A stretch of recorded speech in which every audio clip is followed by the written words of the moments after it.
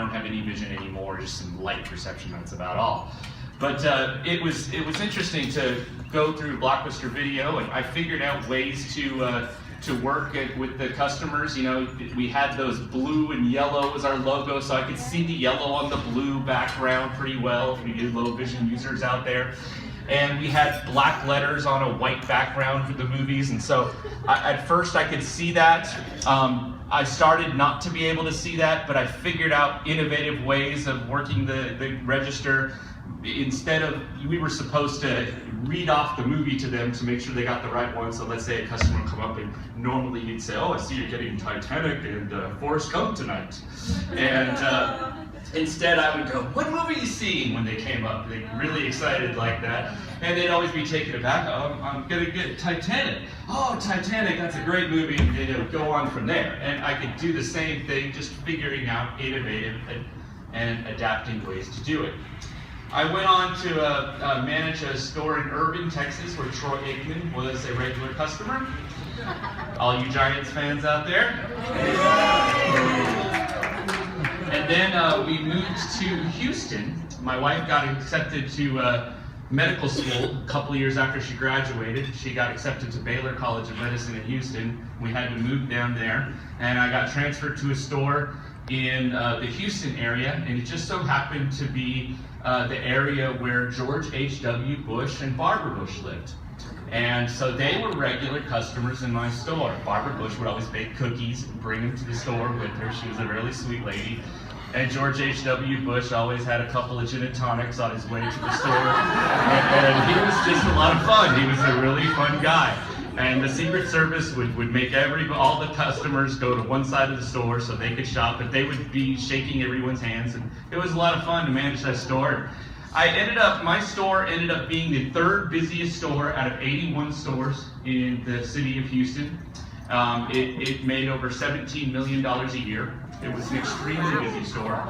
And it was a lot of fun to manage it. I ended up becoming a trainer, and so other store managers would come and work under me and get trained and then go on and manage their store.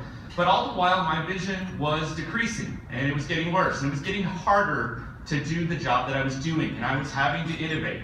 Now, I was good at technology and learning about what was out there for me. So I knew that Zoom Text was just coming out and was pretty progressive software, and it had speech with it.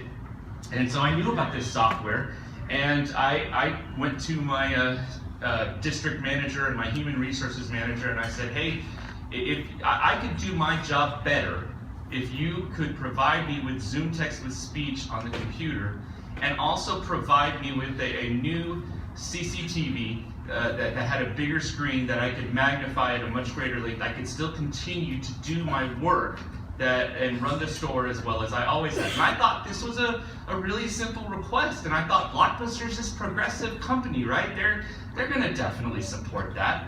I asked for that equipment in January of 2003. On February 15th, they brought me in, all the managers were going to a regional meeting. I knew nothing of what was about to happen. I went to the regional meeting, I took the bus there, and I'm sitting in the regional meeting, and my district manager taps me on the shoulder and says, hey, can you come see me and the regional manager in our office? I went back there, and they're all sitting there, and I sit down and I go, what's up, guys? I knew them, and they said, we're gonna let you go because of inventory fraud. And I said, inventory fraud? What proof of inventory fraud do you have? I've never had any inventory fraud. And they said, we know you did it. We don't have any videos, we don't have any proof of paperwork or anything like that. We just know you did it. Texas is a right to hire, right to fire state. I said, wait a second. 3 months ago in October, you gave me an award for the best inventory store in all of the city of Houston. I went up in this big manager meeting and I got called up for having outstanding inventory audits. And you gave me this award. In 3 months, I go from having the best to fireable? And they said, yes, we're gonna fire you for that. And I said, you have no proof, nothing. And they said, no, we don't have to show you any. And we just know you did it.